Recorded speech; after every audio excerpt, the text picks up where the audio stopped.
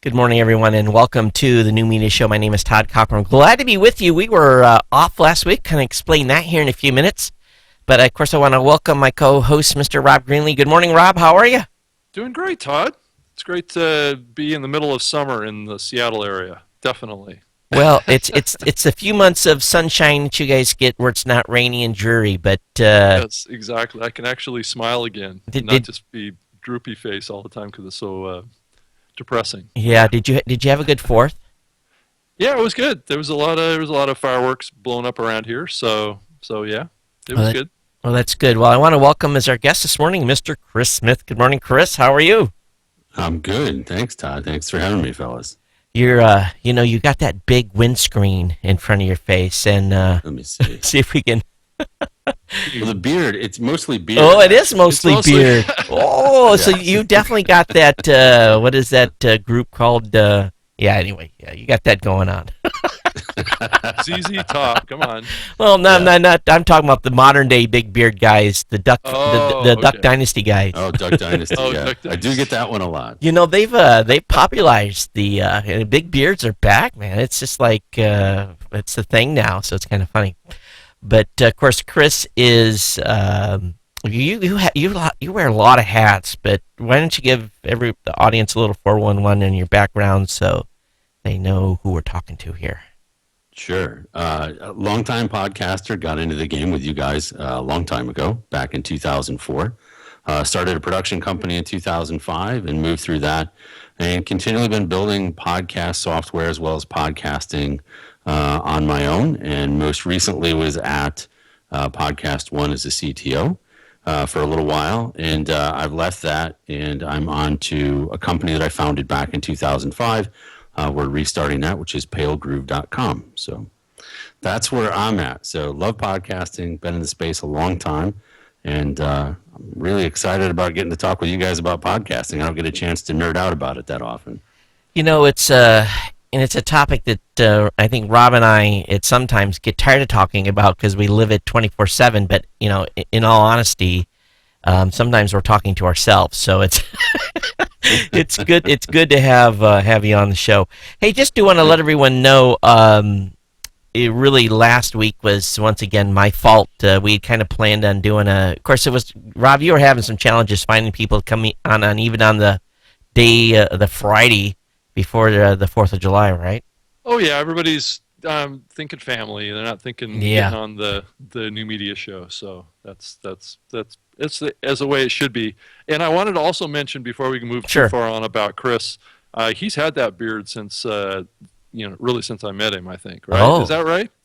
Yeah, I Chris? had Yeah. actually since I was 17. I've shaved it off maybe 4 times. It's never been this long, Wow. but I've always had something going on. I get about 2 days worth of scruff, and my wife is like, it's got to go. And so what's kind of funny though? She says I can be married to a fat, balding guy, but I can't be married to a bald, fat guy. So she put the law down on me. I've asked her to go. I want to go bald, but she won't let me. So anyway, without major repercussions, anyway. So Yeah, I was going to say, I think I know your agenda going forward. Yeah. But anyway, it was the big event happened here in Honolulu last week. Solar Impulse, a solar-powered airplane, flew from Nagoya, Japan to Honolulu. Landed literally 10 minutes from my house. I've been down hanging out with the Solar Impulse team 3 times since it's landed. Well, one, it was on the runway that we live streamed, and 2, basically their press event that they did, which really it kind of really wasn't a press event. It was more of a presentation / okay, can ask a few questions later. And then third, I went with the Omega, which is one of the top 4 sponsors of Solar Impulse, and went with their team, kind of as tag along. Went to dinner, got to see the kind of what happens when you have a major sponsor, and my perspective really was based on what value is Omega getting out of it, and what does it mean for their local boutique. So I had a great time with the Omega team on Wednesday, but they got some battery problems, so they are going to be here at least until August. But right now they can't leave anyway. The weather's bad. We've got a what was a tropical storm front moving through, and will probably be rained on for the next couple of days, which is awesome because we need the rain. Bad for the tourists, good for my grass. But that's what happened last week, not being able to do the show. Todd, do you have a photograph handy that you can throw on the screen of this solar aircraft? Well, let me. I put a bunch of stuff on my my Google Plus page, 140 some pictures, and let me see if I can bring up. Yeah, bring up the website. So you said that you did some live streaming from there. Is that something that is on demand? Was that live on YouTube? Is that what it was? Yeah, it was on YouTube, and I used a video. I think it's called video, and a little box. Anyway, there's it kind of switches between, but I'll put a link up in the show notes to the web page and the video that I shot. It's pretty awesome. This thing, I mean, it flies like at 20 knots. Now, this actually is the landing in Hawaii. The picture was just up there a second ago. They had a helicopter up there. It was kind of annoying because the helicopter was making noise and Solar Impulse wasn't. But we can talk about I've talked a lot about their flight profile and everything they've done on Geek News Central a couple of times. So if folks want to get the back end, they can from that. Sure. But anyway, lots of stuff going on in the new media space. Lots of news. And I think we should kind of cover a couple of those things quick. To begin with, the first thing on Podcast Movement is the announcement that Glenn Beck is not going to be there because of his doctor. He's a on-air personality 5 days a week, 3 hours a day. So his voice has got some issues. So his doctor said 30 days off the radio. So I guess he's getting a voice break. So the Podcast Movement folks, they really scored. They've substituted Glenn Beck with Mark Maroon, and he's going to be keynoting in place of Glenn Beck. So that was a big change. Awesome. Yeah, that's good. Yeah, I think it's actually probably a much more compatible selection for the podcast community at that event. Anyway. Yeah, politics aside, I was looking forward to hear what this guy had to say. He's built the biggest social media network in the space, and not social media, new media. And I was hoping he would get into the business model. He may not have, but Mark is obviously going to be great by himself, and maybe give some. I don't know if you've listened to both those interviews, the President's interview and the Post. Yeah. The Post one was the important one that we talked with Rob Walsh. That was the good one to listen to. Mm-hmm. What do you think?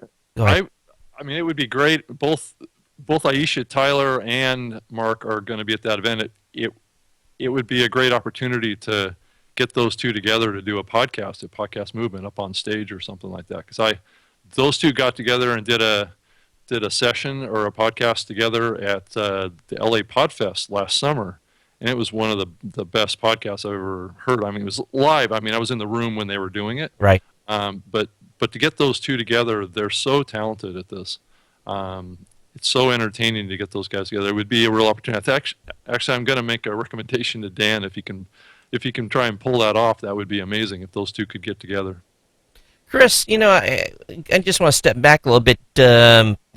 Some people are saying watershed moment for the new media space with the president coming on Mark's show. Any thoughts? Yeah, I agree. It was like the Super Bowl for podcasting. I think Serial prepped us, right? Serial was foreplay, and getting the president was the big thing. It just after years and years of doing this stuff, right? To have something like that happen, it brings in the ethos so much to me of what podcasting is, and really brings it to the front. When Marin does a show and it's an episode with Obama, and then it's on the cover of the Times for an entire day, that's amazing. We've really come a long way from when the Times was putting out articles like podcasting is a new podium, stuff like that. And I've noticed that this past week there has been, let's call it super hype articles. And podcasting is the new way to is the new business card, and new, it's all these, there's all the key phrase folks are coming out, and how it's now the thing to do with your business. And Yeah, I saw it. Yeah, I think it was like build your social network, start a podcast. Right? I saw that one this week. That was the craziest. I just looked at the title and moved on. I mean, it didn't even have enough link bait in it to read. I think there was something on Fast Company too. I saw one that people were talking about. Just some of these were kind of like, okay. There was a good one out that showed, it talked about 35 shows that you should listen to beyond Serial. And for the first time ever, I think that the writer actually went out and did a little homework and found some shows that haven't been talked about in every article for the past 5 years. So I was excited to see that. There was a few repeats in there, but it was nice to see some new names being, recognized. Yeah. Well, there's so much content now. I mean, you go into any store, I mean, any catalog now, and the amount of content, it's greater. And I think what's been amazing to me is the podcast now, a lot of them that are sticking around get past that 7-episode model, right? That first episode of talking about how podcasting's great, right? Second episode of being excited and being there, third episode being like, I don't know if we're going to get any more guests. We're still going to do this, and so on. And then by 7, they've completely pod faded and they're gone. Right. Not that any of us have ever seen that happen before. Or any of us actually done it. Yeah. No, yeah, exactly. I've done it. I got through 7 episodes of my own personal podcast and I stopped. So yeah, it was more of a cliche to me. Number. I had to actually fulfill that cliche. Yeah, I always you said it many times, 7 and 23. That's the magic number. You make it past 23, you might make it 2 years. Yeah. And and also I'm seeing too, just now it's not so much about the tribes and the masterminds. Now it's all about the consultants are just exploding. So every day there's a new podcast and help you get started show, which are all fine. I'm welcome to the club, and I just hope you put out good content. It's true. I just had that conversation yesterday with Michael Wolf, who's up in Rob's neck of the woods in Seattle, who's doing a lot of great podcasts. And he said, if you had to start a show today, what would it be? And I'd be like, how to get rich podcasting. I don't know. I've never gotten rich from podcasting, but why shouldn't I be an authority? Right. Everyone else seems to be. Well, there are lots and lots of hundreds of people getting rich on podcasting right now. You know that, Kris, right? Well, yeah. I mean, I can't say that I'm hurting. I mean, I've made my living because of podcasting since 2005. So, yeah. And I think that goes with saying is that, Kris, you're a prime example here. You've made your living with podcasting since 2005. Not many people can say that. Now, I've probably made my living with a supplement of my military retirement full-time since 2008. So not as long, but, there's not very many people can say, I've made my living full-time with podcasting since 2005. There's just, maybe one hand of people that can say that. And even... I mean, I can say it. Yeah. I've been working full-time in podcasting since 2005. Yeah. So I was doing it full-time, but I had a regular JOB until, I was still active duty until January of 2008. So,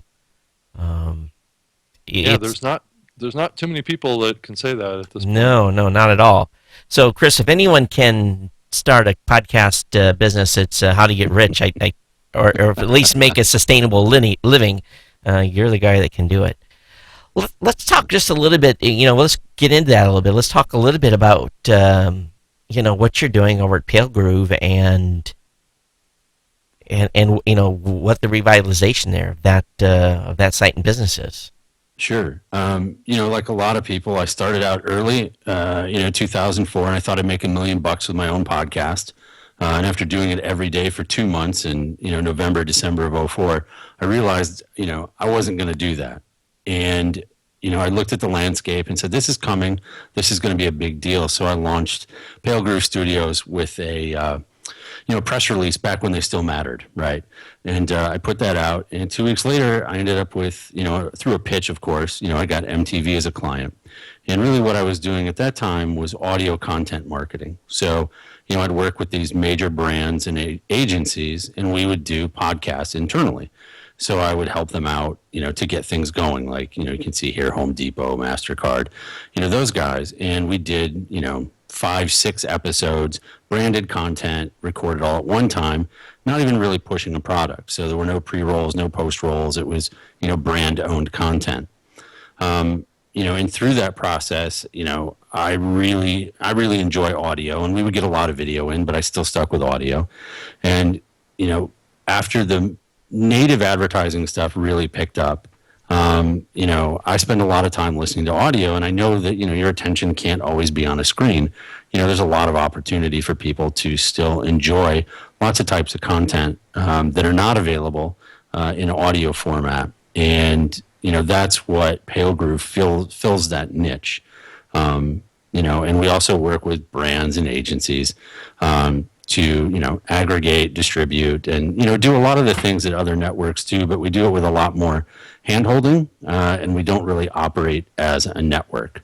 We come in, we help people out, we get them set up, their studios and that kind of stuff, and get their shows out, and then work with other people in the industry because we have those contacts there to help them, because, a lot of times, as we all know, the agencies or the brands have money to put behind projects, and when they do that, it opens doors for them to get to a bigger audience, so that way they're not strictly advertising. Because, podcasting to me was such a boon, to my lifestyle, because, early on, and even till this day, like, ads drive me crazy, right?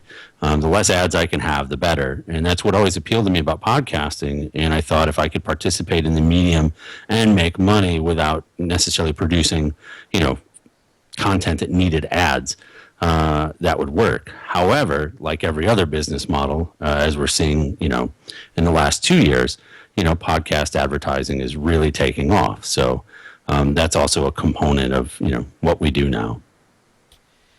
Yeah, the advertising space, it's interesting, and I'm seeing a shift finally. Rob, I don't know if I mentioned on the last call, is that the media buyers are starting to figure out there's only, there's not... So many big shows. Yeah, right? only so many big shows. And we're finally getting deals where we're going wide. Deal we're doing right now with HipChat is wide. It's a wide deal. So they're starting to come back to, the folks that the core of folks I work with is the everyday podcaster. Now, Kris, I know you work with the big companies, but do you think that because advertising's coming back, and now that there is this fight, essentially this fist fight for the big names, that the small guys are going to be left behind? Or where do you think the advertisers are going to go when they're finding out that they can't get an inventory because it's sold for a year? Yeah, I think with the current infrastructure that's available software-wise, it leaves an opportunity for the small guys to get left behind. And again, on that level, there's twofold there. One, it's infrastructure, and the second is the lack of sophistication from the media producers themselves, right? They start producing podcasts and say, I want to make money. And again, they've got to make that, 7/23 rule, right? They've got to make it before you can really start putting programming, or putting ads in that programming. I think that there's opportunity. I just don't think the industry is as mature as it needs to be to get the most out of it, right? If, to squeeze as much juice out of that lemon. But we're going to get there. And I think there probably are quite a few people that are working on trying to solve that problem right now. I mean, I'm excited for podcasters in general, and people that can get an audience, that sticks with them I don't know how small it would be, to actually make money. Maybe it's 5,000. Maybe it's, it's 10,000, an episode, and not to get into numbers here, right? And how do we get those numbers? Right. I'm sure we're going to get to that anyway, but, whatever that number is, it has to be something that's consistent. But, again, if we all teach, if I decide not to do the how to make $1 million podcasting or get rich, I could say how to get 5,000 listeners consistently, and I'd probably have 200,000 listeners. Then you guys could advertise in my show. We had a discussion yesterday with a company that is trying to figure this out too, and so we know that they are looking at how to reach these thousands of shows when currently they can only get in 100 shows or 200 or 300, whatever that number may be, and so it definitely is an interesting opportunity, and hopefully. Todd, when you've built a platform that can reach, that can right, scale right, wide and like that. And the key then becomes, what options do you make available to the content creators? Do you say, well, I don't really want to get into specifics, but there might be a couple models that work that don't fit the best always, from a content as to alignment with the exact advertiser, and we've always known that that's really important, and the host endorsement stuff is important. But at what point, if there is going to be a limited inventory for smaller shows, do they decide that they take what they can get? I don't know if we're going to get to that stage or not, but we might. But I will say that we're happy that we're getting, being able to do good alignments now for smaller shows with the traditional model that we've always followed with host endorsement, and hopefully we're generating results. We'll know here in a couple weeks on this, at least with this latest ad buy. But anyway, the space itself too, I'm watching, there's a good friend of mine out east, actually lives in New York. His name's Paul Figiani, and he's been helping a lot of podcasters get their audio just, finally get it squared away, because there's so many people out there that are all over the map on production of their audio, and he's basically made it his mission in life to try to get people to start using some standards. Kris, you do production. Do you think it's time for us to try to lay out some standards for podcasters?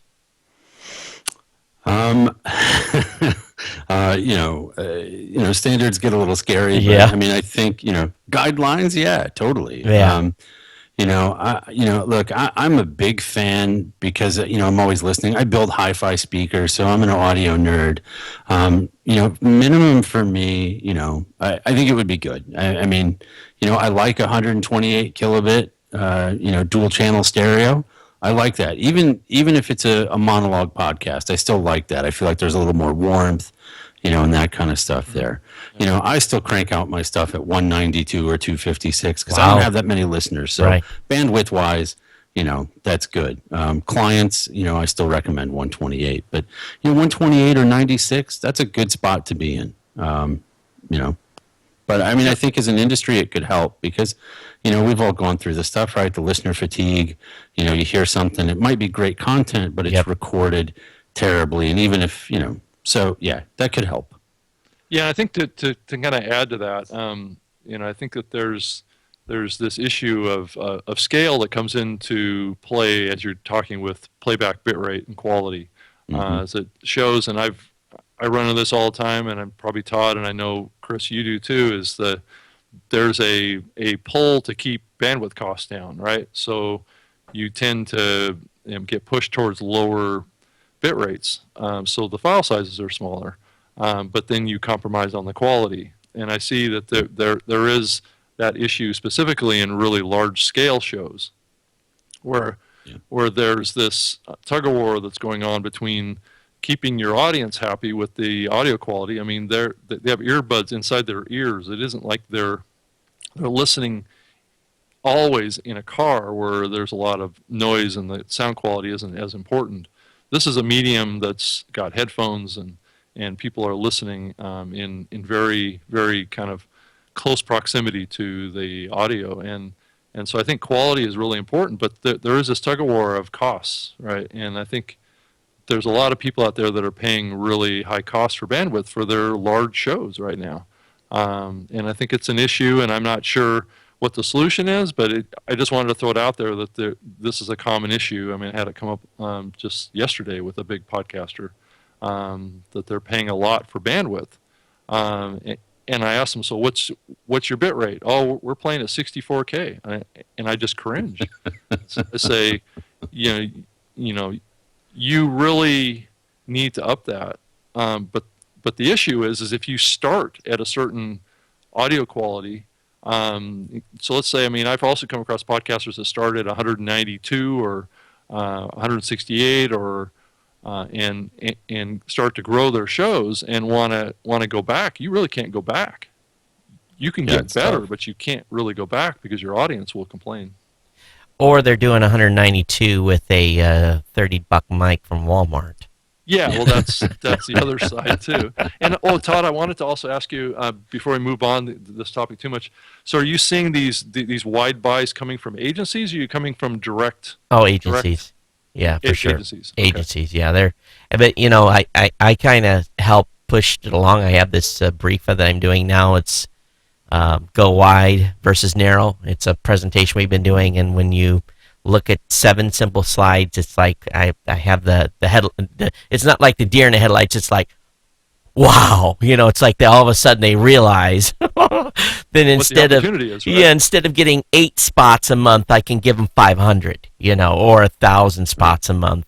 You know that when you start telling them that I can get you 1,000 spots and reach the same number of people, that gives them pause. That have the same level of engagement, right? It's not like you're giving up anything. Actually, sometimes higher. Sometimes the smaller shows have higher engagement. So that's great. Yeah, you know I always laugh too because I hear, going back to the bitrate discussion, I always hear certain podcast hosts, "Oh, you only need to go 64."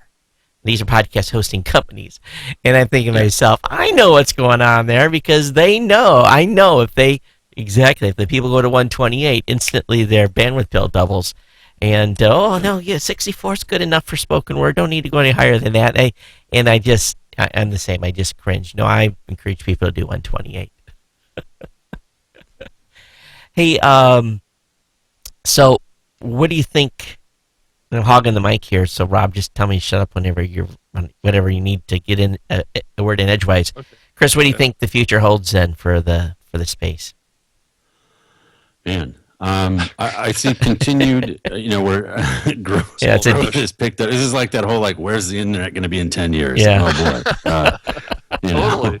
I see, growth is picking up again. Like we go in these spurts, right? Every couple of years, the public sees us, right? Yeah, the roller coaster. I think it's going to be a little faster. I think we're going to move a bit faster because we have bigger players coming in. People are coming in with bigger dollars now. I think we're going to see a lot of paid guarantees are going to start happening for talent. Even right now we're seeing, not pillaging, right? But some networks are getting hit harder than others. Right. For talent, people are coming in, the next person that comes in, and it's going to happen, right? It'll happen in the next 6 months probably. We'll get somebody that gets 20, 30, 40 million in funding. That's going to really change the landscape. I'm hoping to see a lot more production on the East Coast. Right now, a lot of the networks are out in LA, so I'm hoping to see that. I mean, I'm in New York, so I'm a little biased there. But I see continued growth, and I see, like you're talking about with the networks, if you can really get, that wide span and get that going, that's huge for the industry, and that would give us twofold growth, not just the big podcasters, but the small. So I'm excited. I'm excited about where we're at. I'm excited about a lot of the hardware that's coming.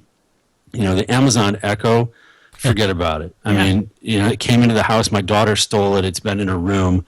My 11-year-old stole mine. Yeah. Hey guys, I think that's the exciting Echo stuff, is right? An example of a kind of a fundamental ground shift in podcast discovery. I think it's an example of how things are going to change here over the next few years around how people discover audio content. I don't know what you guys think, but it's that it certainly could. I know I find myself talking to my phone more and asking for things from it. And I just wonder if that's, really, you could walk into a room with that Echo and say, play This American Life, and it would hear you, and it would start playing the latest episode. That's the power of it. It found my Yeah. show. Yeah. Yeah.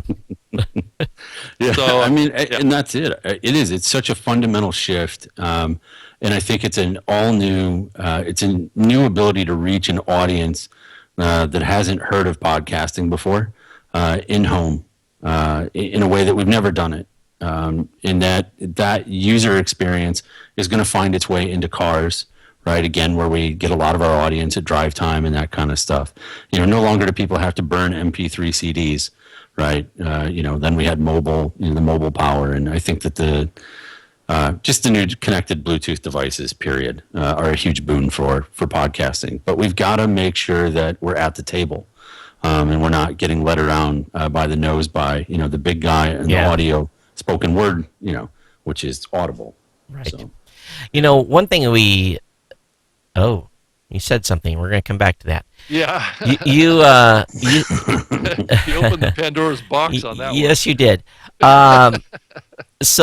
Yes, you did, just a little. Let's go back and talk about the paid guarantees. I think we saw this in the beginning. The folks at Mevio tried to do this. They burned $40 million in VC. Their history. They may be still online. I don't know what they do anymore, if the websites are even there. But they're a non-player, obviously, in the new media space at this point. But so you say, you're talking about companies coming in with $20 or $30 million worth of venture funding. That sounds exciting. But are we going to be in the same type of situation again where they're just going to be buying talent? Because that's what Mevio did. They bought talent, guaranteed payments for a couple of years, had advertising in their shows, and then burned bridges and cut everybody loose.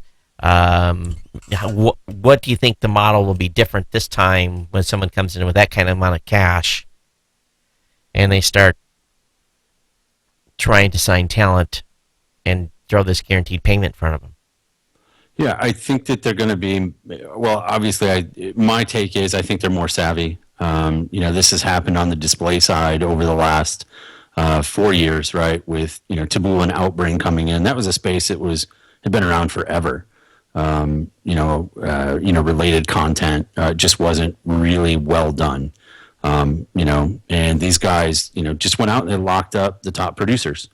Bloomberg, CNN, all those guys, got paid guarantees. Yep. So what it did was it shut everybody on the lower end out that either went out and got $5 million or $10 million in funding. Now they've got to focus on, software, or pivot. And that, to me, seems like something that could very well happen in this space between a couple big players. I think, again, I would go back and just say I think they're more mature. I think the VCs that would invest at this point are smarter about it, hopefully would be more connected in the space, even on the distribution side. And I could see some of those plays because we still don't have anybody that's got a big deal, with, SoundCloud. Now, there are people that have deals with SoundCloud, right? But nobody's got the mega deal. There's not that Howard Stern type deal yet. Yeah. And I think, it's interesting to think about that perspective because there really isn't any big companies in the space right now that have recently got big venture investments. And I think we're at this weird kind of inflection point, right? Of what's it going to take to get to the next level with the audience. And I think that's the big kind of thing that is starting to be talked about now. I saw there was a few articles that came out about this topic too, is how to, and I know we talk about it a lot on this show, is how to scale the overall audience. Because that's what's going to grow this business, and to make it a viable venture investment. But who knows? Maybe that's not the game.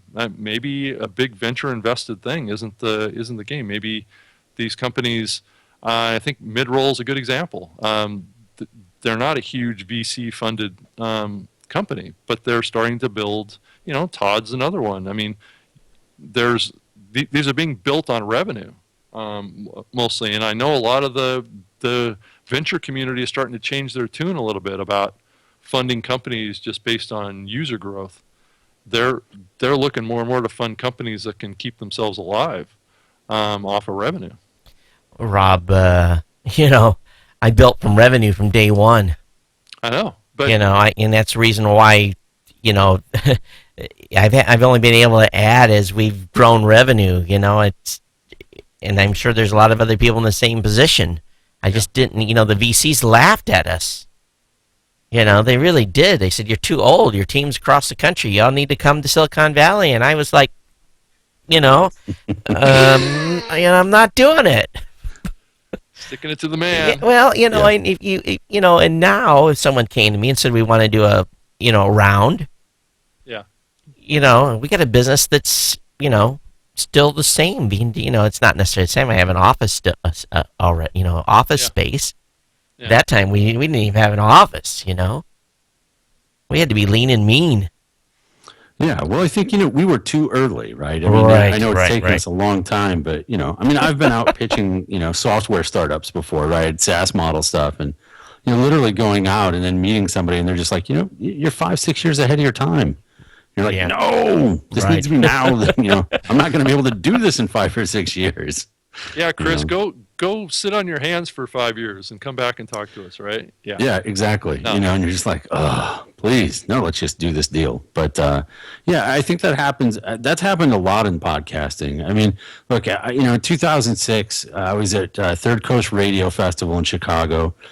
Tony Khan at where's the WGBH had gotten into podcasting, and he said, you got to go to this event. So I go, and then he gets me a ticket for an after party at WBEZ. And I go over, and I was like laughed out of BEZ as a podcaster. It's called an amateur. That sticks with me, and it's it's just like I kept telling him, like, this is going to change everything for you guys. But a lot of times when you're telling people stuff and they're not experiencing it, they don't want to listen. I'm a little hard-headed the same way, but that type of stuff sticks with you, where you're like, man, if you just listened to me back then, right, you'd own the podcasting space. Yes, you'd own everything.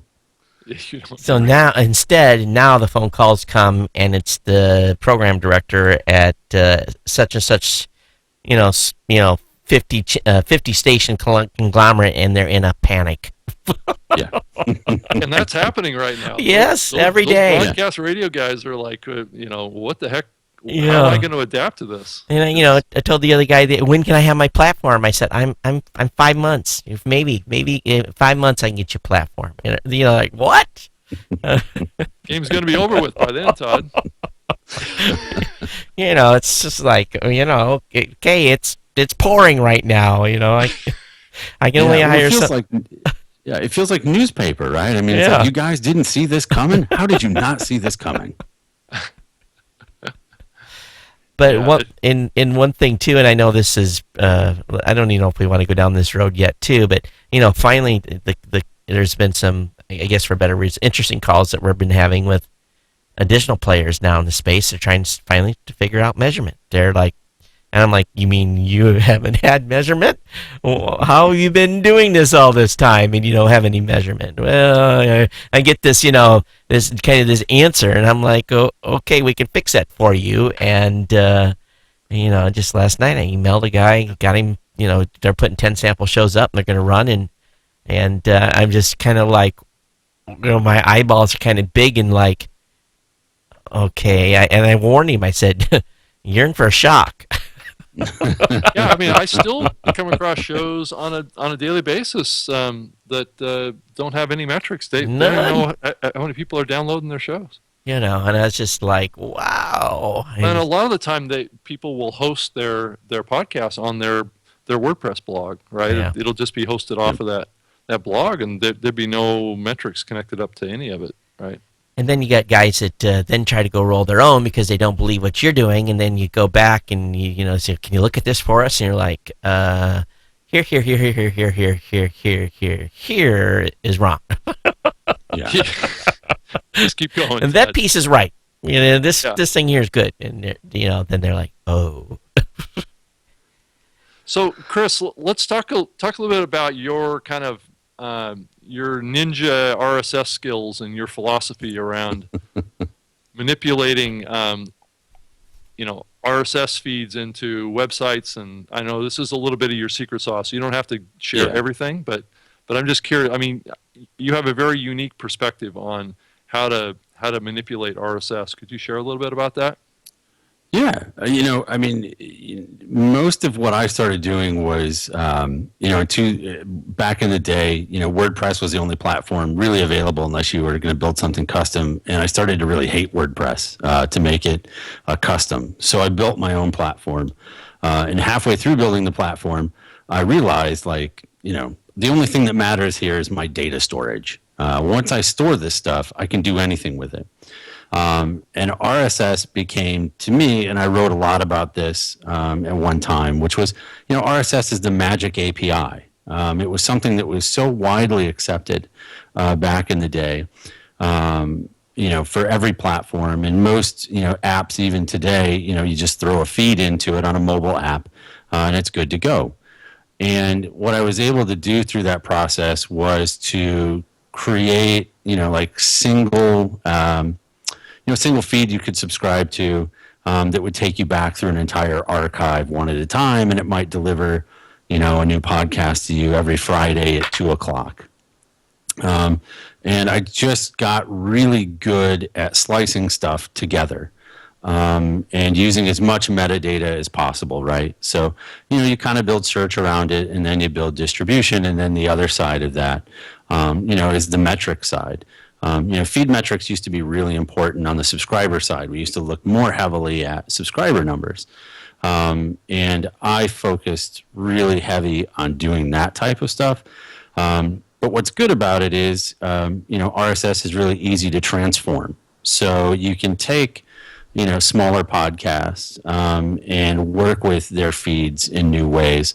And with, the advent of HTML5 players being pretty ubiquitous and now being what you're going to get on a mobile web, which is where a lot of people that are not sophisticated, right? The not sophisticated users follow links from social media, and then they end up on mobile web pages. And being able to feed HTML5 players with RSS or doing a JSON conversion for the hip kids that are out there coding, right? Yeah. You always got to give them a JSON string. There's a lot of power that's there. And, when I talk to people, Rob knows this because we've discussed it quite a bit. But when I talk to people in the space, even at major companies, top 5, internet companies, they only seem to be about halfway there. And I think that's the big problem to solve. I look at it as my big problem to solve in podcasting and with media distribution. Is to enable, new ways of getting it out there. And it just so happens most of it's done via RSS. So that's my nerdy spiel about RSS. Are you guys still awake? I can't even see you. No, it's, the RSS is, what powers this whole gig at this point. And, but it doesn't get any respect anymore. People just, they don't have from a user standpoint. From a user standpoint, they don't have to. That's right, and that is the big shift that's happened. And this whole cut and pasting of RSS feeds around is pretty much over. Yeah, it's disappeared. And I always go back to the one thing, we were all so techie, and we were the worst marketers of our own product. And we would always talk about feeds and RSS, and we'd explain RSS. And even if you go to CNN today and you go to RSS, there's a big explanation about it being XML. No one cares. What we should have done? And we should have just called it a playlist. Right. Done. Using the nomenclature that's common in all those, in any player. iTunes, you create playlists. Spotify, you make playlists. Here's my podcast playlist. That's it right here from this show forward. We all got to rebrand. And I think when you talk about playlists now, people think you got a playlist player on your website. And, I've done some recent studies on some of that too, and finding that, some of these sites that you land on their homepage and it's got this big playlist player on the front page, people aren't clicking that because it smells marketing, and next thing you know, they're asking for your email and a credit card and your third born, and what we find is still today, at least on a web page basis, is that when people land on an episode page, they are clicking the players at least. So, yeah, but that's the thing. I mean, and a lot of web design that we've had on, for podcasts, it's just been retrofitted, right? Right. I mean, we need to design for one thing and one thing only. Click play. That's Right. what we want, right? Our KPI is plays. Yep. We need plays, so we should design for plays. And SoundCloud, I think, was the first that really kind of stepped it up on that side. Seeing it, but I don't know. Probably 4 years ago, I redesigned my own site, and that was it. I was like, if I'm going to redesign my own stuff, not just for a client and give myself my best work, what is it? Just a big play button. Figure out how to make playing as simple as possible, right? Without any of that upfront stuff. But at the same time, too, there is, at least some, from my perspective and what I've done is as a blogger first. So I also understood the value of, Google drives an incredible amount of traffic to my website every day. And it's context. That player needs to have context on right. the driving person to click that play That's button. true. There has to be context. And so many content creators, that is all there is on their page is a sentence and a playlist. And that is, in my opinion, absolute horrible. People say blogging's dead. If you're a podcaster and you think blogging's dead, you're screwed. No, I agree. I mean, the more content you can put with your podcast, I mean, we need to follow the same rules that content marketers do. You need a good title, right, that someone's going to see and want to click on it, right? So you got some link bait to get them over there, a little clickbait. You've got to have a decent image. The same things that you have to have for a blog post. Have a good image, right? Make sure that it's clear to see that you can play the content and that there is something there for them to read, even if it's just a transcript. Right.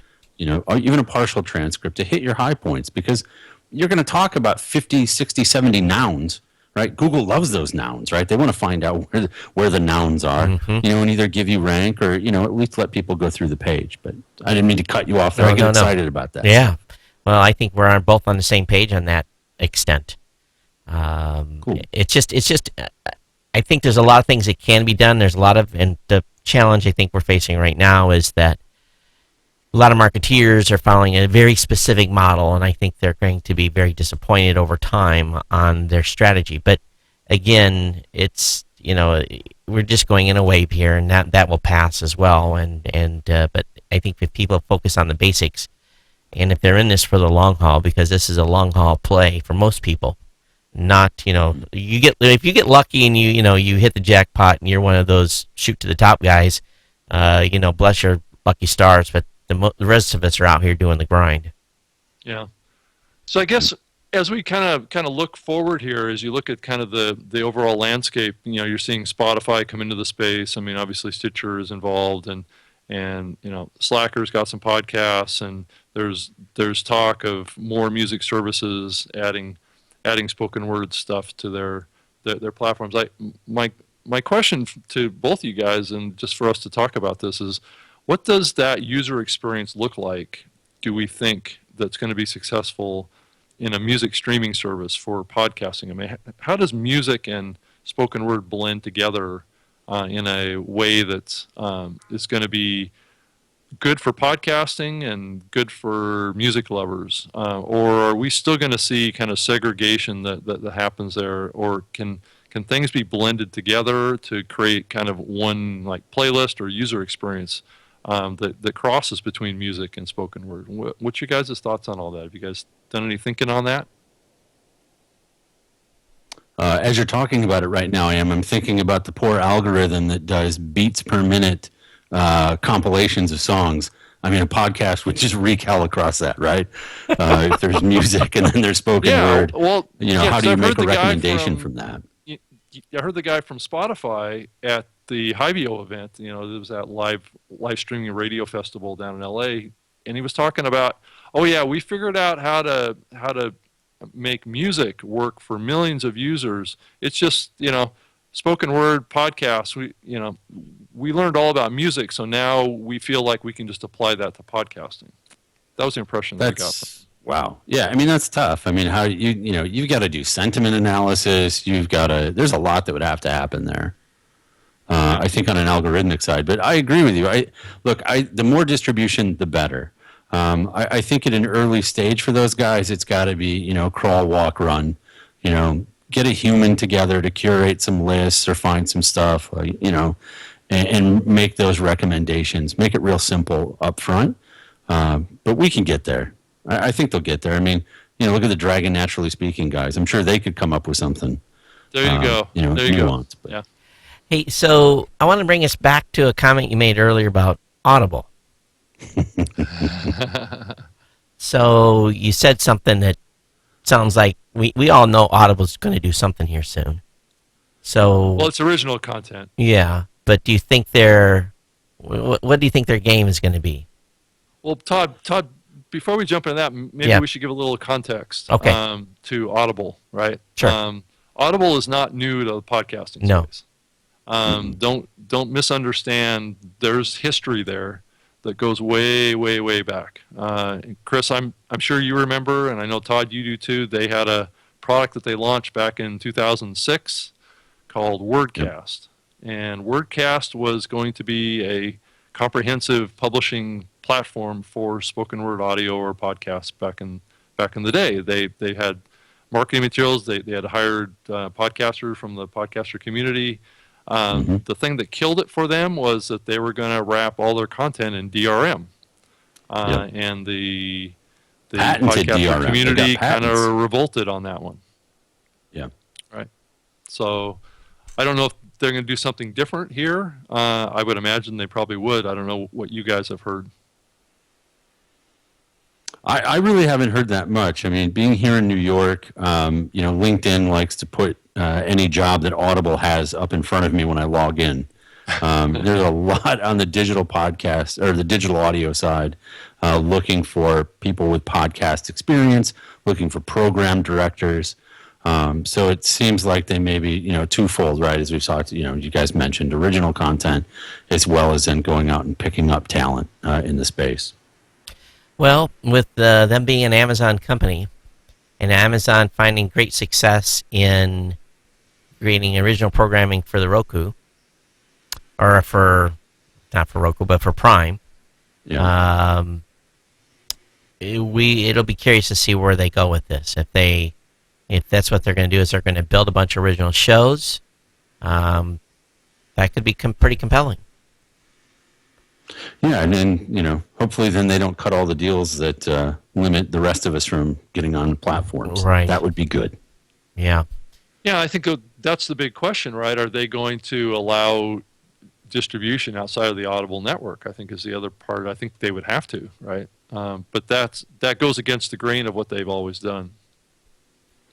Yeah, it does. And I mean, I again, we've seen this in the space, right? You look at anybody that says, we're going to drive all the traffic to our own site. We're not going to follow the distribution model. Well, what happens to them? 3 years max? Yeah. And then they're out of the business. Yeah, they have to, it's more distribution is good for, less distribution is, Well, it depends on what scarcity your business doesn't win, model is, right? not in this Depends case. on the thing about Audible is they've been focused on a subscription business, right. for all their content, and this definitely is a major shift for them if they're going to become a freely distributable advertising supported platform. They've never been that before. Well, maybe they're not. Maybe they're not. I don't know what they would be, though. Then are they going to be, I don't know if they're going to go into how-tos, tutorials, would that be a play? Again, I don't know. But then it's not a podcasting play. Yeah. Or are we mixing terms here it's content. That's going to confuse people about what they're doing? Yeah, it's content. I don't know. We'll have to see. But I haven't heard anything. And I hear bits and pieces from people. People like to drop me emails, but I've gotten none on the Audible side. So they're doing a pretty good Steve Jobs way of keeping things under wraps at this point. Well, and I think a lot of the people that they've brought in over there are not necessarily part of the podcast community either. That has connections to the podcast community. I think. I know that one of the guys that they hired over there was the guy that ran spoken word for SoundCloud. But I mean, he wasn't really involved in the community very much, so he didn't really have a lot of contact. Yeah, I think that they hire a person from NPR. Yeah, they hired somebody big at NPR. Yeah, I think he's speaking at Podcast Movement, so I was hoping to meet him. We kind of went old school this past week. You did? Yeah, we introduced something that we haven't talked about a lot about it yet, but it's on your screen. Subscribe by email. Oh yeah. Subscribe by email. Yeah, That's great. So, in what we've really figured out, and this is subscribe by email. Why would you do that? Is we did some studies, and what we found was that in Rob, it goes back to reminders. People subscribe to shows, and then they kind of forget. Oh, there's a new episode. So what we've really done there is it's a way to send an email to a subscriber of shows, and basically says, "Hey, there's a new episode out. This episode, these 3 episodes of the shows that you're subscribed to are have updated. So go listen to them." So that's kind of what the service is. So where does it link to? Link directly to the content of the RSS feed? It links to. We bring them back to Blueberry.com, but and we have to do that for several reasons, and partially it's because we can't control the play behavior on a web page. So they can click the in the email, they can click the play button. Obviously, you can't do a play inside an email, so it launches the browser and auto launches the player on a website. This is the only time we would ever launch a player automatically on a website. It's that action, but so far, we've had some podcasters concerned it didn't come back to their site. But part of it is some of the challenges really making this work right. And again, it's designed to be a digest, a daily digest of what's new that they listen to. So Todd, are you thinking about maybe blending those products together with your Android app launcher? The subscribe on Android, that's going gangbusters. We're up to. Yeah, but blending that email service in with that. And we haven't talked about that. We do have some phase 2 ideas on both of the products, but we've got a bigger product launch coming up at Podcast Movement we're kind of focused on right now. But sure. I will say the subscribe on Android is getting, we are very, very, very pleased with the traffic levels. We're getting tens of thousands of click-throughs a day right now to that website. So we are making an impact. So I'm very pleased with where we're at on traffic from that. So, making it a default link on 40,000 websites kind of helped too. So, we're really, really pleased. We'd like to get I think we're up to 6 of the Android podcast players that are supporting it. But anything we can do to move the bar on Android, that continues to be my mission. Maybe Chris, maybe that's a good question for you. Apple dominates, 87% or something like that. Where's the Android listeners at? Man, scattered to the winds. I think what you're doing is great. Creating a protocol, right? I mean, it allows devs to add this. That's pretty amazing. Apple could come to the space. Yeah. Right. That's, or Google could come Google to the space. Yeah. Well, that's it wouldn't surprise me if Apple did something, right? Yeah. Well, it wouldn't be surprise me if Google doesn't do something at this point. No, that's exactly. Yeah. Well, I've heard that maybe even felt it in the ether, right? Right. I think that they're taking a serious look at it because it's such a huge opportunity. Mm-hmm. How many people that have Androids have even never listened or even known that it was a capability? Yep. Right. To get a podcast, I mean, that would increase our markets overnight by probably 50 or 60%. Yep. Especially if they force it to be default loaded on every Android. I don't know if they'll go to that extent, but that would be game changing for the Android space. Well, it's also difficult because, as we all know, Android is so fragmented, and most of the handsets don't get updated. So you're not going to be able to push something like that, probably. I don't know. What percentage do you think Kris would get an update like that could have a pre-installed podcast app on it, or is it just going to be in the latest build that they would push out? It'd probably end up being in the latest build, and Yeah. who knows what that would be.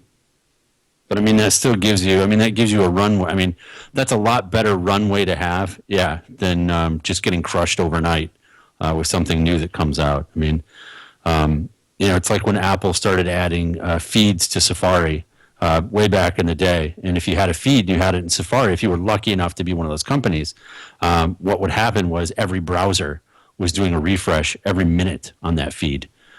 So I mean, you had unbelievable amounts. These were the problems we experienced early on, right? Yep. That scale problem where you're like, oh my God, I'm going to go out of business tomorrow if this keeps going.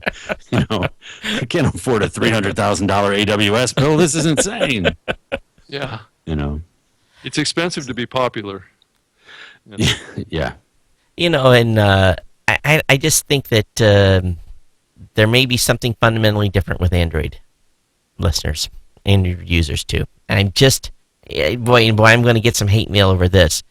But there is... Well, you're speaking on average, right? You're on average, yeah. In a general sense that it's a different demographic group. And this is a $1 million question, literally. If we can figure out why the Android, it's more than that. If we can figure out why they're not in the space and we can fix it, it's many millions of dollars that will add to the bottom line of podcasters globally. Yeah, I would say two things on that. I think it's obviously, I agree with you. It's a psychographic of an Android user. And I think the second is mobile web. I think that most Android users experience more mobile web than anyone else.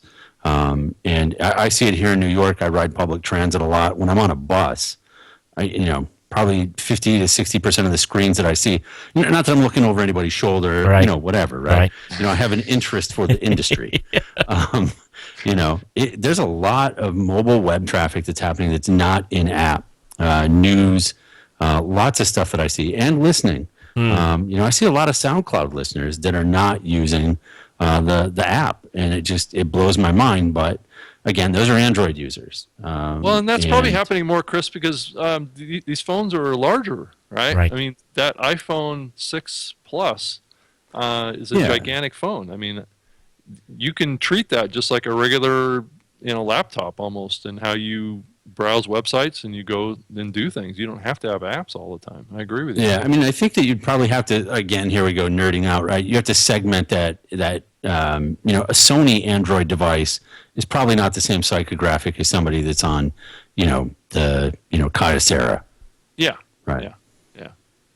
Yeah, exactly. So, I think screen size, it's going to be interesting. I think that the shift in what we saw happen at Microsoft here this week is a little bit out of context, but in some ways it may be indicative of the next big evolution of what's happening. I'm not saying that Microsoft is going to be that next big evolution, but I think it's a sign of thinking about the future, right? Of they sold off, and wrote off a lot of the Nokia assets, because they're shifting towards a model that, and I know we're getting a little bit off podcasting, but they're shifting to a model of thinking about mobile devices, not phones, right? Mm-hmm. And I think that that's a key. That's kind of like a mental shift that we all need to start thinking about, because phones are important, but the phone capability can be built into any device, right? So that distinction that you call this a phone is this thing that we carry with us, a phone, is really, I think, over time gonna lose its relevance, because I don't know about you guys, but I don't use my phone a lot. Actually, I do. I use this device more as a laptop than I do as a phone. I had a lady ask me the other day, she says, "Is that really a phone?" Yeah. Yeah, exactly. I mean, it's like, that's the shift that we're seeing here, is that I think we're going to stop thinking about these things as phones, and we're going to think about them more as mobile devices. And that's a shift that's going to come with capabilities. I mean, these devices that we have now are comparable to the desktop computers that we had just like 3 years ago in their processing power. But Rob, I'm not doing At least I'm not. I'm not doing proposals. I'm not doing spreadsheets. I'm not doing business that's true. functions on the phone. I'm doing fun things on my phone. I'm not necessarily Yeah. doing very much business things on my phone. No, that's true. So there's always a place for larger screen devices. So as you look at the ecosystem of where we're going here, it gets back to screens. It doesn't get back to phones or tablets, or it just gets to screens. So I guess what the opportunity is well, where does that computing power live, and how does it get to the screen, right? It's not and if it's a phone. what I think or is if it's interesting a here tablet. is we have three people who make things. Right. We all own computers. If you Yeah. go to my mother-in-law's house, she doesn't have a computer anymore. Wow. She has a tablet. She's just simply a consumer. Yeah. And, again, this is, for me anyway, I go on a completely different tangent far away. But, for me, I feel it and see it with my kids. My kids have, Mac Airs. And they always go, I want a tablet like my cousins. I'm like, no, you don't. You're not getting a tablet.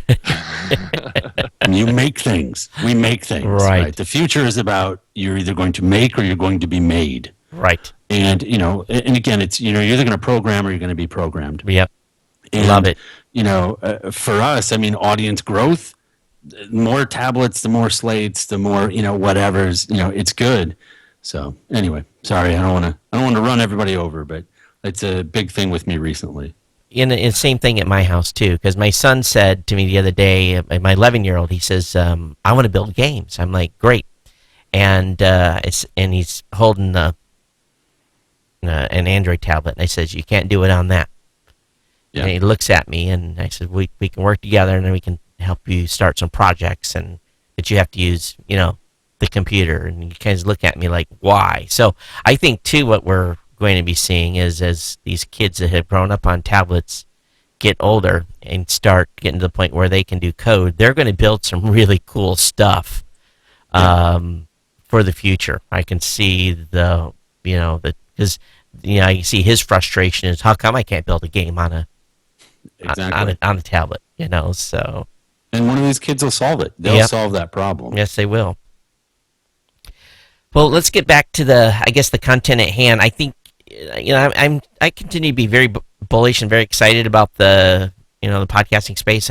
It's growing. I'm happy. I'm almost kind of like worried that we're gonna hit a plateau and kind of go over the cliff again. Oh, podcasting's over.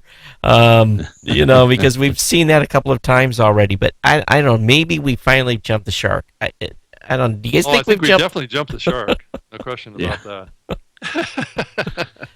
But we're there. Yeah, but do we stay there? That is the ongoing question. And growth is good. From a business standpoint, I'm very excited with the growth numbers I'm seeing. But I guess, Todd, I think you ask a really good question, and the more I think about it, the more I think, are we at risk from the perspective of, well, what happens if the economy has a problem, right? We could see.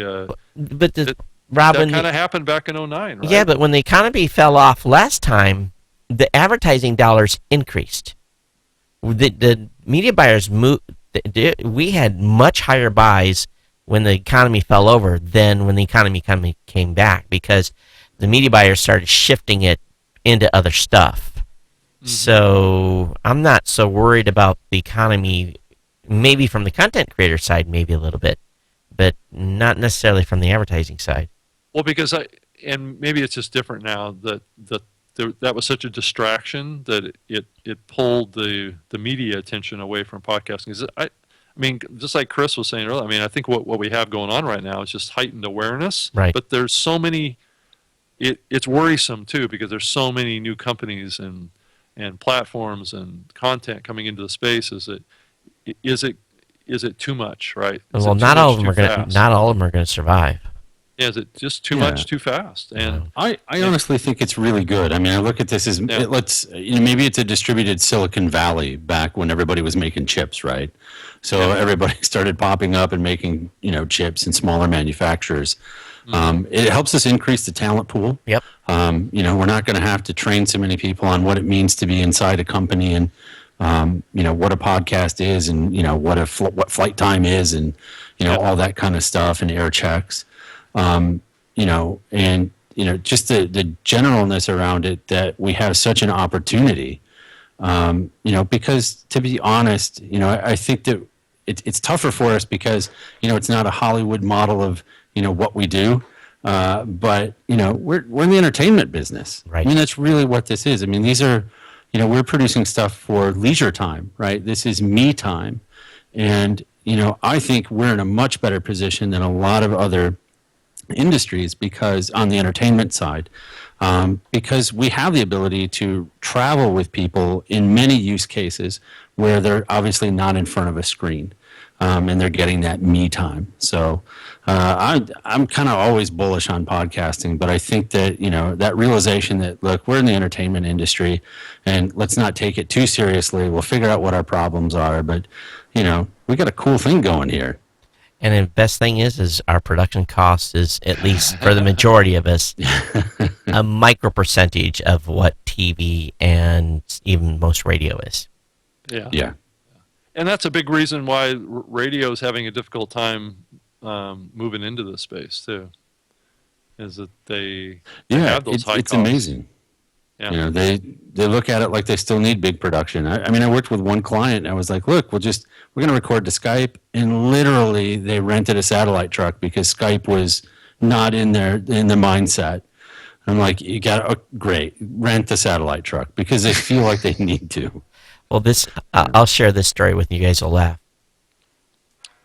Well, then there's guys like Gimlet Media who are creating, like Startup that went out and got a bunch of VC investment, and they're spending a lot of money on production, and so you kind of see both sides happening a little bit, especially on the public radio side. So they are spending a lot of money. So just to tell you how things have changed, and I told my son got a big eye opener. He's 18, my oldest, or he's going to be 18. So we walked in 3:00 in the morning to Kaliloa Airport with a camera and this device on it. It's a Teradek VDU. Let's see, wrong camera. Yeah. And this is about $400. And this will stream to anything: YouTube, live stream, your own private stream, all the majors. So it actually has like a 4G card in it? Doesn't. You have to connect it to your phone or to a MiFi. Oh, but okay. It's got an HDMI in, got a place for an external power, and just a little button that you push to go live. So I'm standing there checking in with the camera, and they roll us right. Well, actually, the people in front of me was from the BBC. And they said, well, we got our truck. We got to pull our truck in. And the lady said, no trucks allowed. We're not allowing any trucks on site to do separate broadcasts. If you want to feed from us, you have to plug into our official feed. And then the BBC guy was pissed, and he was arguing with the check-in people, and their truck sat outside the gate. I walked in with that. And guess who was live on the runway, whereas the BBC guy wasn't. So times are changing. Yeah, it's amazing. Times are changing. And we can go places where, oftentimes the big boys can't. And it didn't used to be that way. Yeah, that's true. And if you, depending on the type of content you're doing, and this costs nothing compared to what that truck cost. So same type of deal, Chris. It's sometimes they bring a hammer when all they need is or they bring a sledgehammer when all they need is a pencil. Yeah. No, it's very true. I mean, and those are the exciting things, and I think that's a lot of what we do on the podcast side. A lot of us do it. People get into podcasting because at least at some stages because they feel compelled to, right? And passion is what keeps you going, regardless of quality or what you're making. But then you find your way to those tools, and then we're out here. I'm just saying we're out here taking the arrows. Right, so the BBC can come and use one of those, 2 years from now and feel really proud about it. Right. Yeah. We're doing all the R&D for them, right? Yes, exactly. And then we go, why are they getting millions of dollars? I did this first, right? But so guys, it's. Oh, go ahead. Do we want to talk at all about the IAB or metrics or anything like that? Well, I will say this. The IAB, I worked with the Podcast Movement folks, introduced the IAB team to Podcast Movement, And it was lucky that there's a other IAB event going on in Dallas a few days after the podcast movement. So the IAB rep for the podcast committee is going to be our moderator for our session, for Rob the Session, you and I and Rob Walsh and who else? One other person. I think Mark McCrary. Yeah, and Mark are going to be on. So it was Tom Webster, but now I'm really, I like Tom, but I'm really excited that the IAB folks are coming in instead, because I think what it's going to do is going to allow us to really kind of focus on that, the work that's being done in the committee and some of those topics. So what do you think of the work so far of the IAB, Kris? I know you've been sitting through those meetings. Yeah. Early on, it felt like a lot of the first groups we had together, doing the podcast stuff, getting together at NAB in Las Vegas, I think was great. Allowing people to sit in the room, to see each other eye to eye, and be able to, focus on what really matters, right? Within the industry, we all get the same raw results. They might be in a different order, but we all get the same kind of things. And I think that was a really, it was a watershed moment for the metric side. I think there's, again, we still have resistance within, the podcast industry. I won't say community in that sense, but in the industry, there's resistance to looking at finding, something that can be standardized. But, at a core, I think that we're working our way there. I don't know if it'll be a standard, but something that we can say, here's a recommendation, right? And, there's many levels at which we can go at this. But I think that getting the IAB together as a whole, I think the IAB has been great. Even dividing the community, which I think was needed, or dividing the working group. With the business side, to keep the sales guys on one side, and the nerds on the other. That was brilliant.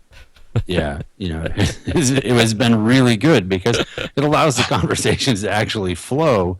Because I'm on both sides of it, right? I'm very concerned on the business side as well as you guys, and on the tech side. But when you get people that are only on either side, a lot of that common language isn't there, and they get frustrated, and it doesn't go well for us. But on the tech side, look, we can figure all these things out, and we can pass them on to salespeople. Yep. And then whatever story the salespeople want to tell on top of them, that's fine. That's exactly it. We can get the tech guys to agree and come up with a shell. Mm-hmm. Yeah. Then we can tell the story. But the main thing is. But aren't we really talking about some sort of a standard, or are we talking about guidelines? Or are we what really tangible are we going to come out of this with, or is it just going to be everybody just getting together and talking? Yeah, I think. Look, I'll go right into it, and I know I shouldn't do this, but I'm going to. Look, it's IP, it's user agent, it's media file. Okay. And then if you want to figure out if a media episode is an hour long and you want to give yourself the benefit of the doubt, go ahead and count them if they're there for the next hour. Go ahead and give yourself that count. It's only going to increase your count by maybe 5, 7, 8%. Now, if we can get there as an industry, and you're going to have purists who say, this is it, it's IP, user agent, and it's this media file within 24 hours, that's it. We're good to go. And then you got the other guy who's doing it every hour. Or for the show's a half hour, they do it every 35 minutes, right? That's what's happening on the display side with web sessions. If we can get there, and the agencies have, the ability now, because they're going to understand all these things. You can't hide any of this, right? The agency is going to go, well, how do you do your count? And if you say we follow a guideline of, the IP, all that stuff, and then they go, well, when do you count new sessions? And you say at X. They're going to have some idea of how long your content is, whatever it is. It gives them a better sense of what they're buying, right? And we'll get there. I hope that the IAB can push that forward. I don't know if it can, but I think that there are enough companies within the IAB that can work together to to make some of that a standard, so that when pitches are going out, because look, everybody, there are a million bakers, right, in the country. There's a million bakeries, and they all make croissants and, chocolate chips, and they'll tell you their stuff's better than the guy down the street, right? There's some little secret thing that's inside that makes ours better. It's made with more love, right? Yeah, That's the sales side. Yeah. And as an industry, that's just what we need. Because those people are going to go out and tell the same story, or, a different story, a different way, and they're going to win the business. And that's good for them. And that's good for the industry. We need that, and we need competition, and we need people that are, for lack of a better, way to say it, we need people that want to win, and is winning, it's competition, and that can only help the space. And with a standard, that would be great. I think we'll get a guideline. If we can get a guideline, that's best case scenario. I think, too, that, I've always, and I'm one of those loud proponents of, I don't care what the number is, as long as I know what the number is, and this is a digital play. And if we can get to everyone to understand that people hate that. There are certain elements in that committee that hate that this is a digital play. They don't want it to be. They want it to be radio. This is not radio. So I think we all can come to agreement that this is a digital play, and we're getting our data digitally, and that there is constraints in how many times you count a listener. I think that's good. I think, I know for a fact what the percentages are of folks that come back and listen to a single episode more than once, and that percentage is very, very, very, very small. And if you can get the filtering right, then the rest of it's gravy. So yeah, because I think as an industry, one of the things that happened, we have these things, we've talked about them before. I mentioned, like, a CNN feed or something ending up in Safari, and all of a sudden your numbers go through the roof. Right. Things like that happen in our industry because we're not in control of all the software that's accessing our media. But you need the savvy to be able to go back and look at logs and say, well, instead of pinging just once, yeah, go ahead, sorry. No, it's just like, oops, that shouldn't be there 25 times.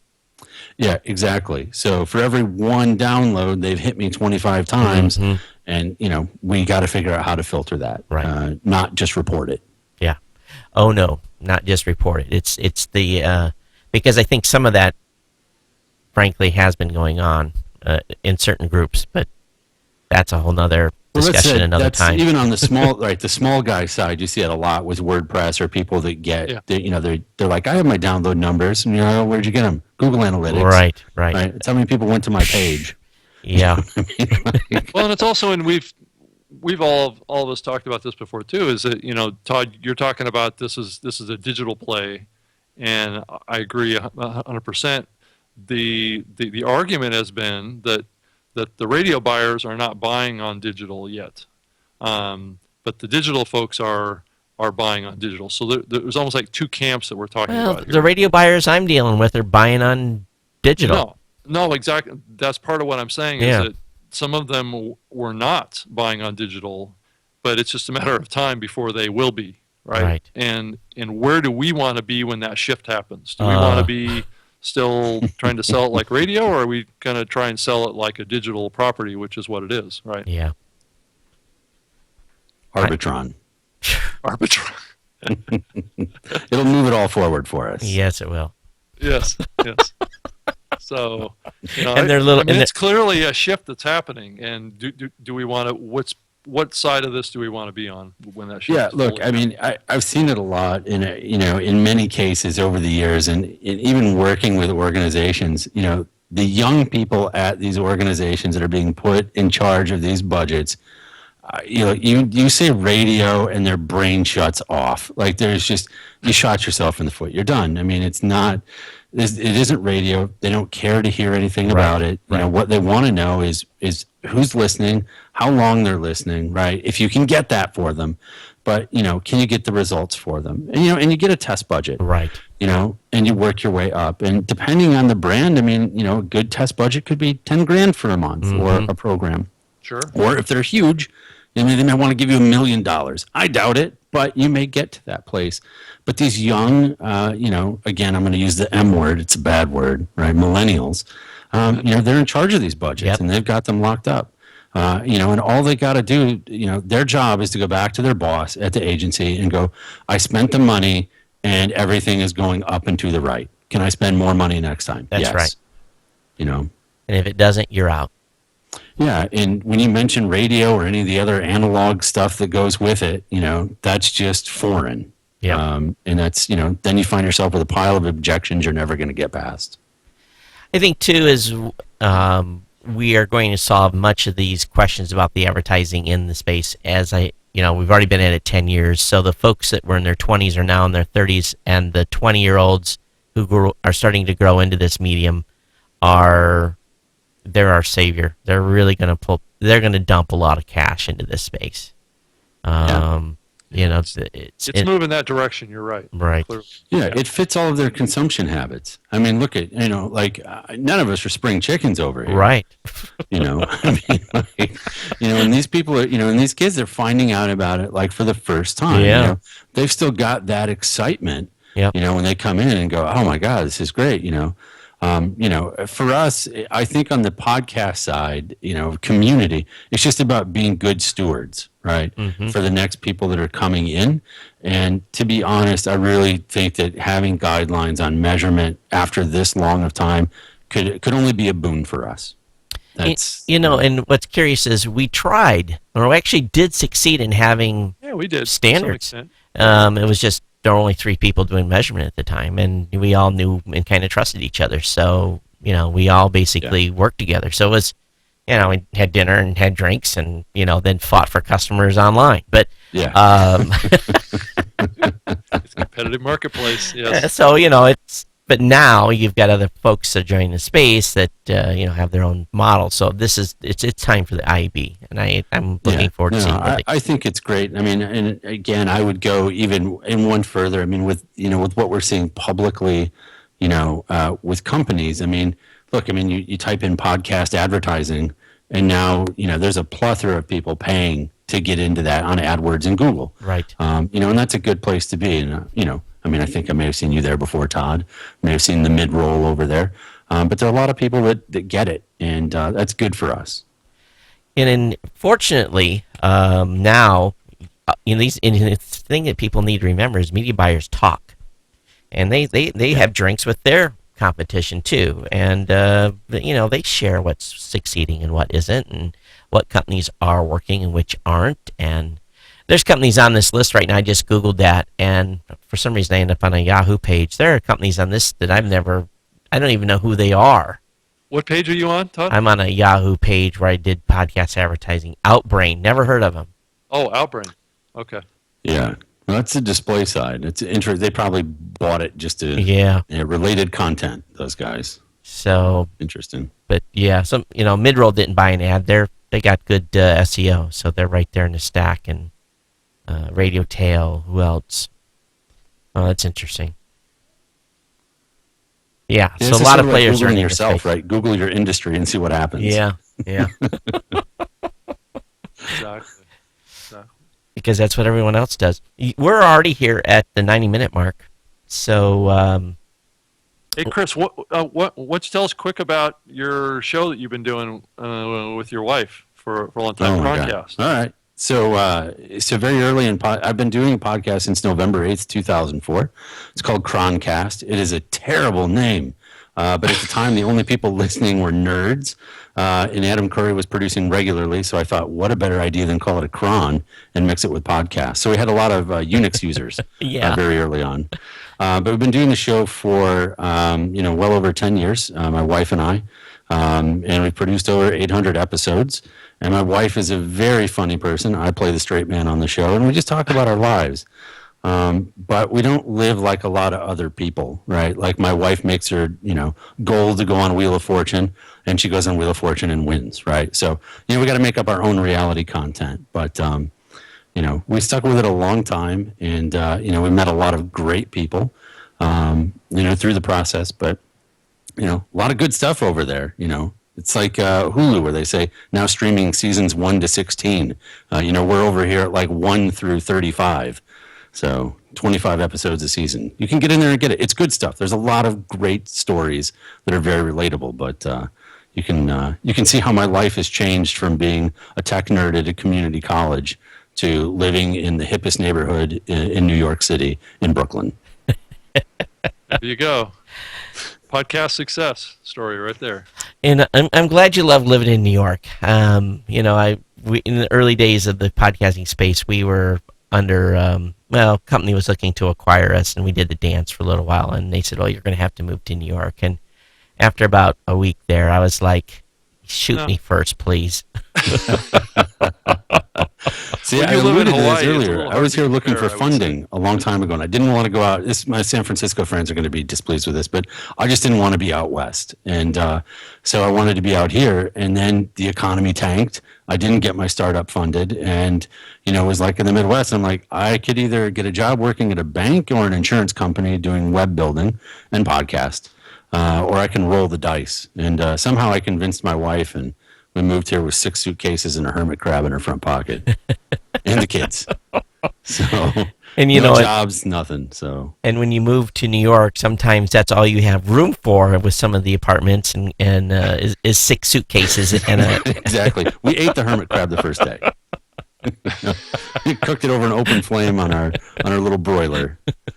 But I can see that. We get that a lot. We have a lot of people come and visit, and they're like, "I don't know how you can do this." And it takes time, and I don't know. Maybe you got to have a spouse like mine. I don't know. I got a team member that lives in Brooklyn as well, and I don't ask me where he lives in Brooklyn, but he couldn't think of living anywhere else, and I think it's just if it's in your DNA, it's in your DNA. Yeah.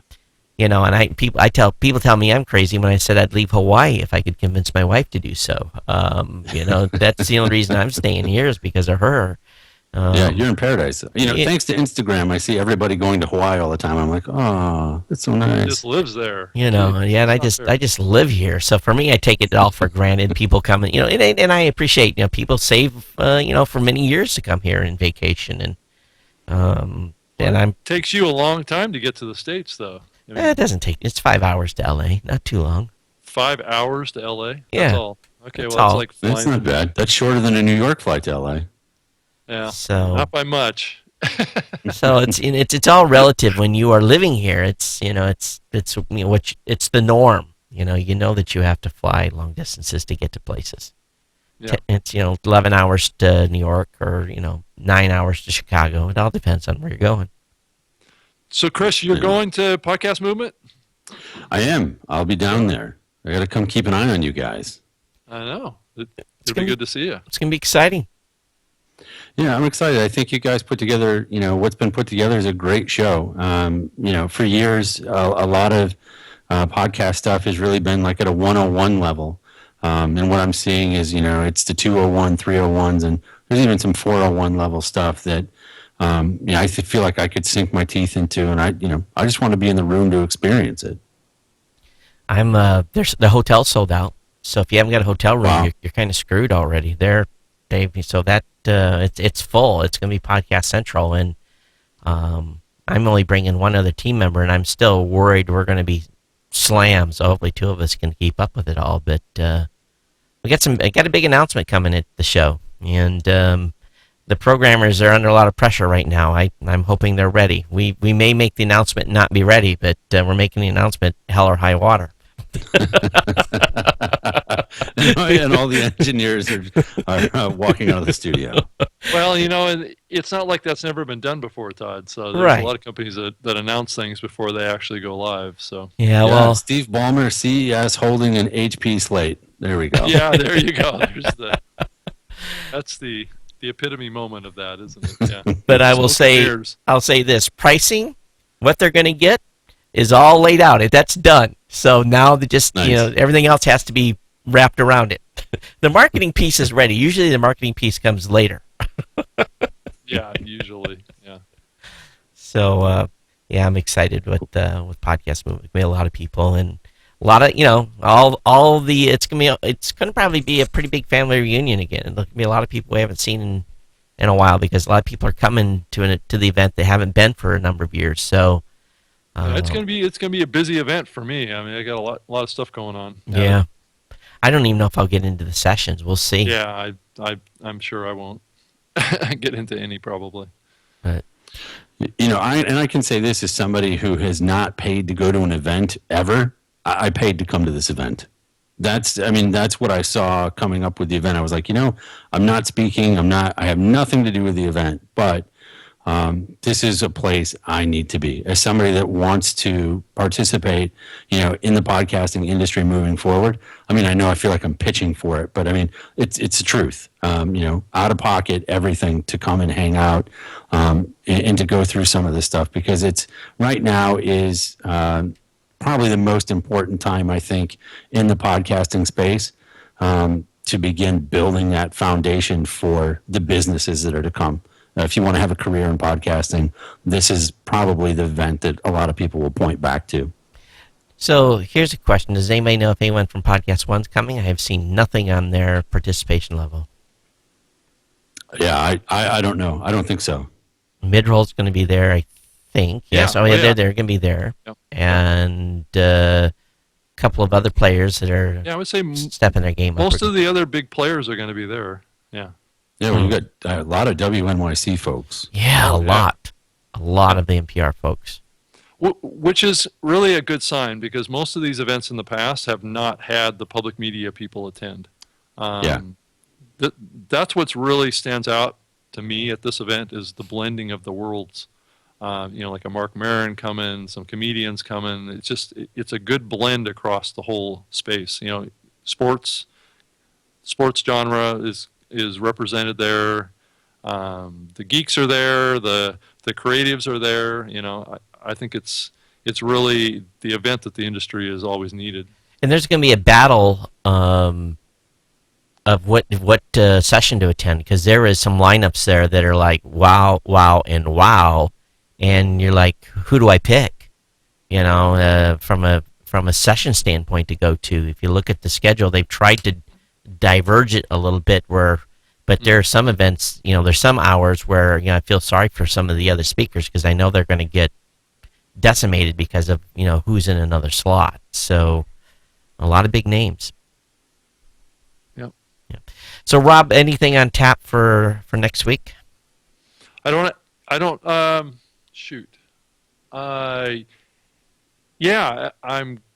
do have a guest that's I believe that's going to show up. I don't know that I can announce it yet. 100%. Okay. I'm not sure that he's 100% on board. But the host of Art of Charm. Okay. So Jordan, I think it's Jordan Harbinger. Yeah, is his name. That seems, yeah, that's right. Yep. So I think he's going to join us next Okay. Saturday. All right. So we'll see how that goes. And of course, 2 shows, and then we're both going to be in Fort Worth on the 1st, so probably will be no show that day. I don't know if we're going to try to record something during our session and maybe use that. We really were successful last time trying to do that at New Media Expo. Yeah, that whole audio conversation at that session got lost. Yeah. So And I still haven't seen any of those sessions being published. I don't know if any of that's out online yet. I don't know what's going on over there. But anyway, that's it. So Kris, thanks for coming out on a Saturday morning or Saturday afternoon for you. We appreciate it. Oh, thanks, guys. Thanks for having me. Absolutely. Yeah, thanks, Kris. And again, what's the best place for them to reach you? On Twitter, you can hit me up at Croncast or CovioMX. That's my pseudonym. Or you can check out my work at palegroove.com. And for Rob and I here at the New Media Show, you can reach us at Todd or Rob at New Media Show. You can reach me on Twitter at Geek News. Rob? On Twitter at Rob Greenlee, and that's with 2 E's at the end, and robgreenlee.com and Spreaker.com, which is where I spend my days and my energy these days. And I thought, and I'm neglecting my host duties here, we did have some email that had come in. Got some email, an email from Chase. It's quite long, and this goes back to the episode 91. So he said, last week, show 91, Dave Van Dyke, about an hour in, you guys were talking about short clips for services like Clamor and Stitcher to promote longer shows. And Todd, you mentioned the extra work it takes to cut those up. I thought I'd share our experience. So he talks about his experience in cutting up his shows when he went to iHeartRadio. And really saw no virtual bump from doing smaller clips. Basically, doing shorter shows, shorter segmented shows that he had up on iHeart. So he didn't know if there was value there. And again, I'm kind of really doing he sent us like 6 paragraphs of stuff, so I'm doing a real tight Reader's Digest version of that. Do you remember seeing that email, Rob? And any Yeah, thoughts? I do, and I think it's an interesting question. I think we talked about it a little bit as we talked about clamor, but the whole concept of, is this kind of these 18 seconds or 20-second clips or whatever from sound bites that come out of different programs, is that going to be compelling to drive people to consume the whole content, or is it just an ecosystem of putting out sound bites? And I think the trend line that I'm seeing is that it's an ecosystem around sound bites, and it's a fairly small ecosystem. And I don't know if it's just because of the lack of viral sharing, or I'm just not sure that clip methodology is actually working. I don't know, Kris, is there any thoughts that you have on the whole clamor effect? Not really. I don't think it's mature enough. I don't like how it's produced yet. I don't think that there's much that comes from that except extra work. Yeah. I mean, there's probably an easier way to do it, right? Yeah, in theory, but again, it's probably got to be done in production, while it's happening, because doing stuff in post, would kill a regular podcaster. Yep. I did get another email from Joe asking how do I get us on the Roku box. You can go to Blueberry, the Blueberry channel on the Roku box, and then search for the show and add it to your MyCast. That's how you can do that, Joe. Adding this show to your playlist on Roku. You got to load the Blueberry channel that's in the Roku. But I think that's all I had for email. But anyway, thanks for your comments. And again, Todd or Rob at newmediashow.com. And if you have a guest suggestion, feel free to do that as well. Until next time, we'll see you all later. Take care. Thanks for being here. Bye, everybody. See you.